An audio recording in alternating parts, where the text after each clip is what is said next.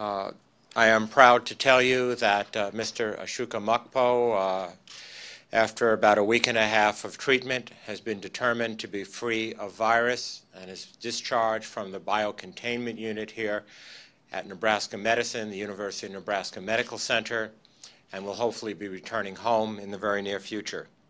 I would like to take a few minutes and read to you a statement that Mr. Mukpo wrote this morning, and I quote now, statement from Ashuka Mukpo, October 22nd, 2014. It's a bit lengthy, but I think it's worth understanding what his thoughts are this morning. Today is a joyful day, and I quote, "Today is a joyful day for my family and I. After enduring weeks of where it was unclear whether I would survive, I'm walking out of the hospital on my own power, free from Ebola. This blessing is in no small measure a result of the world-class care I received at the Nebraska Medical Center when Dr. Smith and his team first received me. It was a difficult situation then, and I was quite sick.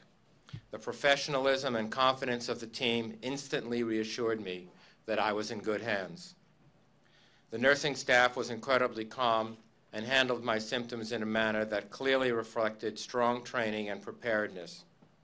Their Midwestern friendliness was a welcome presence in a dark time, and I was grateful for their efforts to connect with me on a personal level. On the bright side of my bout with Ebola, I was introduced by the nurses to something called a runza. Dr. Smith's professional manner was impressive, even when I was at my sickest.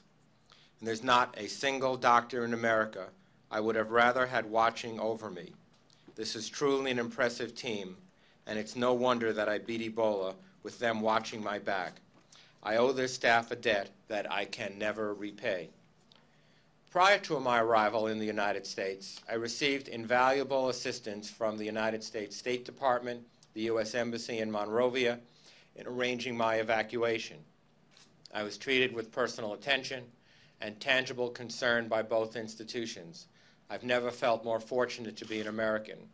And thank you to Julie in Monrovia for your updates and dedication to helping me. In Liberia, the doctors and staff at MSF went above and beyond the call of duty in caring for me during the early days of my illness. I first saw how difficult it is to work in that facility, and I have no words that can adequately thank their staff for the attention they gave me during a time when I was most vulnerable. To Dr. Dan and the rest, I thank you, and my heart goes out to you for the difficult and exhausting work you do. It's a truly selfless and thankless job. You are a brave bunch of people. I want to give special thanks to you, NBC News, who went above and beyond in the support that gave me throughout this illness. It is storied news organizations that prove to me that they understand the value of compassion for their colleagues. I'm proud to be associated with them and offer my deep and endless gratitude for their generosity. Dr. Nancy Snyderman and her team were incredible to work with. I admire all of them professionally and personally and want to thank them for their concerns and their thoughtfulness. Thank you also to Dr. Kent Brandley, whose generous blood donations played a pivotal role in my recovery. May his health flourish and his compassion be well known to all. I feel profoundly blessed to be alive and in the same breath aware of the global inequalities that allowed me to be flown to an American hospital when so many Liberians die alone with minimal care. This circumstance weighs on my heart. I feel connected to all who have battled this disease, and I now have something of the fear that comes with the positive diagnosis. I saw many haunting images in Liberia that I will carry with me throughout my life. Nobody deserves to die under the circumstances that have existed in West Africa since this outbreak. I hope that our global community will ramp up its efforts to curtail the epidemic, but also to save the lives of the sick.